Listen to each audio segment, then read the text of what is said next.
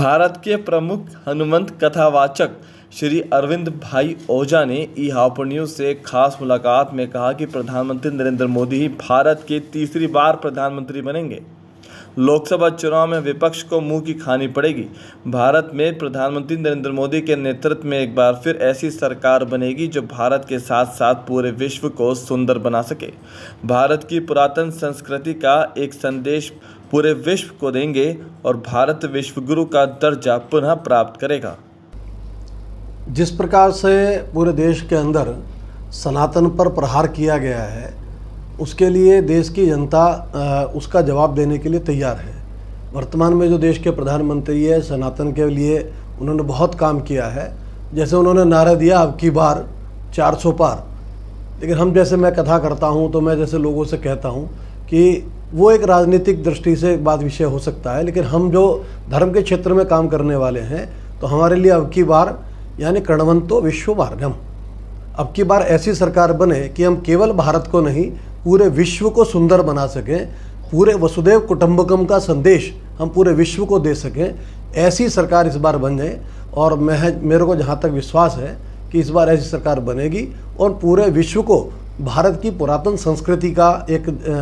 संदेश हम पूरे विश्व को देंगे और भारत का जो विश्वगुरु का स्थान था उसको पुनः स्थापित करने का काम करेंगे। ऐसी सरकार अब की बार आएगी और जनता ने भी जो लोग कहते हैं कि कम वोटिंग हुआ है, वो भी वोटिंग महत्वपूर्ण नहीं है, लेकिन जिन लोगों के मन पर चोट लगी है,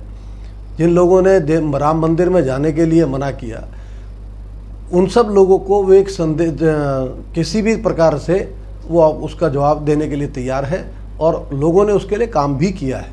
इसलिए मैं इस बार ये कह सकता हूँ कि एक अच्छी सुदृढ़ सरकार आएगी जो विश्व में सनातन और भारत की संस्कृति को फैलाने का काम करेगी।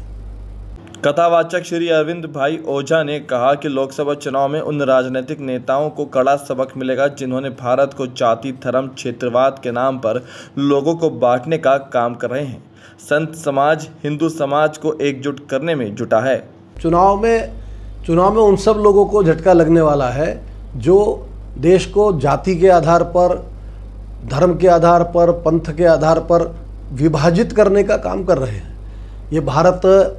सनातन पे बात करता, हमारे 5 हाथ में ये 5 उंगलियां हैं। ये हमारे चारों धर्म के हमारे जो वर्ण हैं, चारों वर्ण हैं और इन चारों वर्णों को जोड़ने का काम जो अंगूठा है ये संत करता है। आज संत समाज के जो है वो सारे देश को एकत्र करने के लिए, हिंदू समाज को एकत्रित करने के लिए वो निकला है और जब समाज इकट्ठा होता है, ये हिंदू कभी भी किसी पर प्रहार नहीं करता, लेकिन जब हिंदू एकत्रित होता है तो वो अपने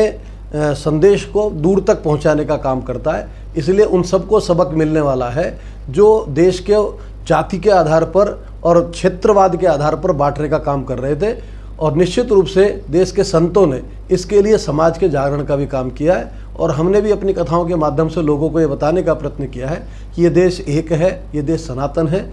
और देश पुरातन है और उस पुरातन राष्ट्र को और हम